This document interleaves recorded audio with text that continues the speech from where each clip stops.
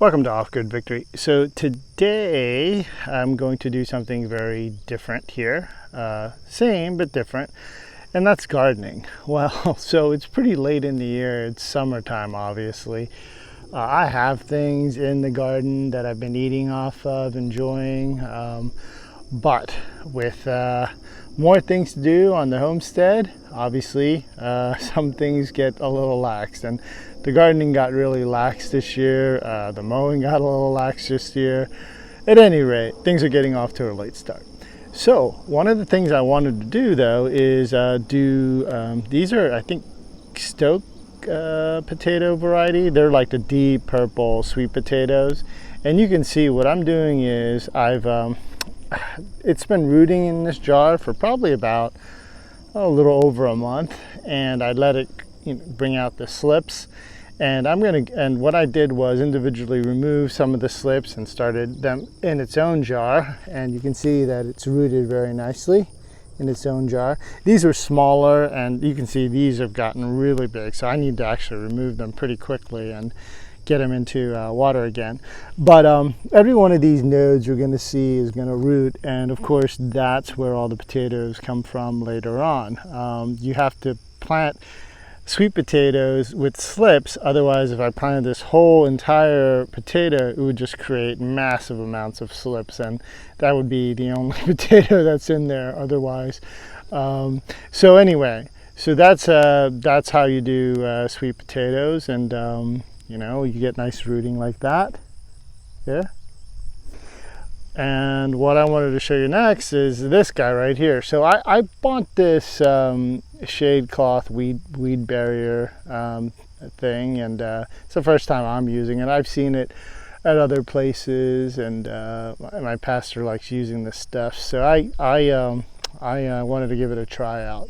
So I did. I laid it on this ground. It's working pretty well because I'm going to show you a picture next. I have basically a jungle out there, and right here, as you can see, what I did was wood chips, a little bit of wood chips just to kind of get the ground even, but I also tilled this underneath just to give the shaved fabric a little bit of a fighting chance. So if you noticed here, I wood chipped along here, and and put this shade fabric down. And the idea for planting these sweet potatoes so late is I want to see what happens now if I can get a late, early winter kind of harvest with these guys. I know normally you do it in the fall, obviously, but and even sometimes early fall. But what I want to do is try to overwinter them. Now, this shade fabric, they tell you that it actually is kind of a heat retardant, but I have a hard time believing that because it's black, and I'm touching it right now, and it is a little bit hotter than to my hand and the surface of the ground, but I could be wrong. So I'm thinking, hey, that's gonna do really well in the winter time here, where it does go below freezing, and it could kill off at least the surface top of these plants. But I think underground these potatoes are going to do okay, and that's what I wanted to really try. So I got my little blowtorch here. I'm going to be blowtorching holes through this weed fabric and planting some of these slips, and as these slips start rooting out, I'll replant them and keep going for the rest of the summer and see what happens. But so far, this fabric, the weed fabric, is doing its job. I mean, look at that out there. It's a jungle. I got to mow, obviously. But at any rate, I want to do that and see what happens. And of course, once I plant all this stuff, I'll have to do some electrified fencing or something to take care of it to protect these guys. But at any rate, I wanted to show you these potato slips. So you can go ahead and do this at home. The only thing I would also mention about growing slips is the water, exchanging it.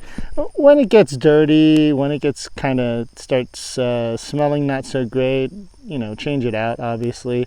The water that I'm using is from my well, but if you're going to do this in fluoridated or chlorinated water, make sure you leave that water out for at least 3 days so that most of the chlorine evaporates. The fluoride you can't really do anything about, but but at least you'll get rid of some of the toxic chemicals to the plants, and that way you'll have success growing or growing the slips out of your potatoes. All right, so that's the last trick for the city dwellers. All right, shalom.